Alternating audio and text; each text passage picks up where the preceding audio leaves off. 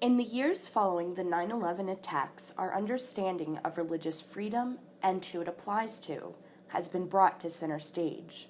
Consequently, the rise in anti Muslim and anti Islamic prejudice post 9/11 has influenced how Americans understand religion and religious freedom.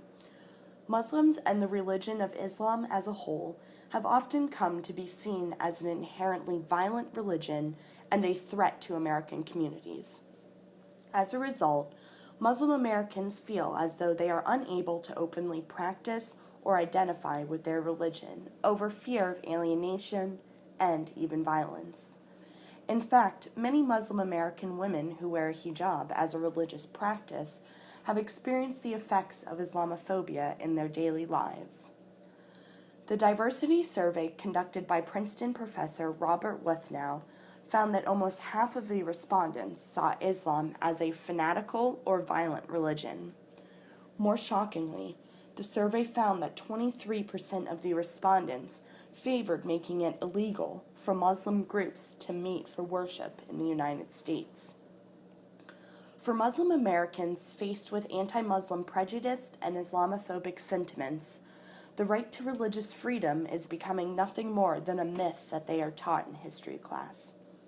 Why is it in a country that was founded on the ideals of religious freedom desires to constrain the ability for a growing portion of its population to do so, and to feel safe doing so?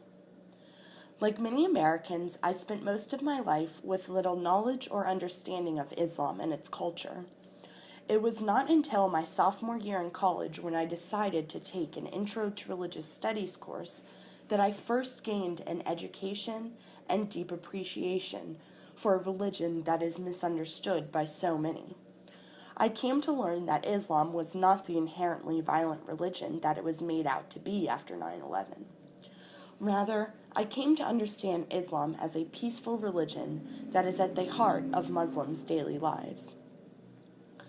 After 3 years and 5 more courses on Islam, I came to realize that most Americans have little knowledge or experience with Islam beyond what they have been told by the media.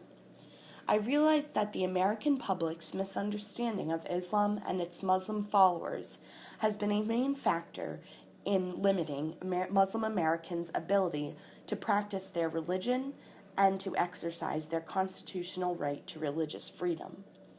In recent years, however, there have been great strides made in improving Americans' understanding of Islam. For instance, HWS began to hold Friday afternoon prayers for Muslim students, creating a sense of community and belonging.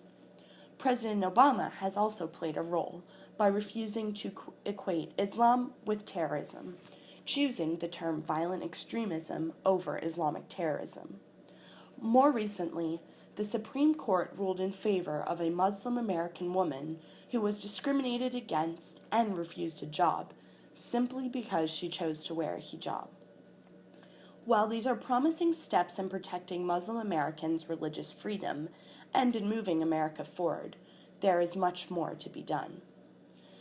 The Jihad Watch Muhammad Art Exhibit and Cartoon Contest last month in Garland, Texas, shows that a continual effort to educate the American public on Islam is needed.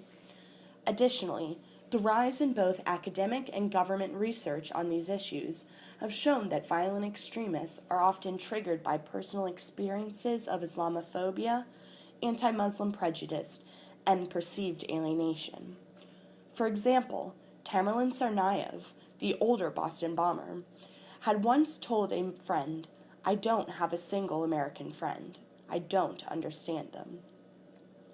The United States was created to provide an environment where individuals are able to practice their religion freely and without imposition by the state.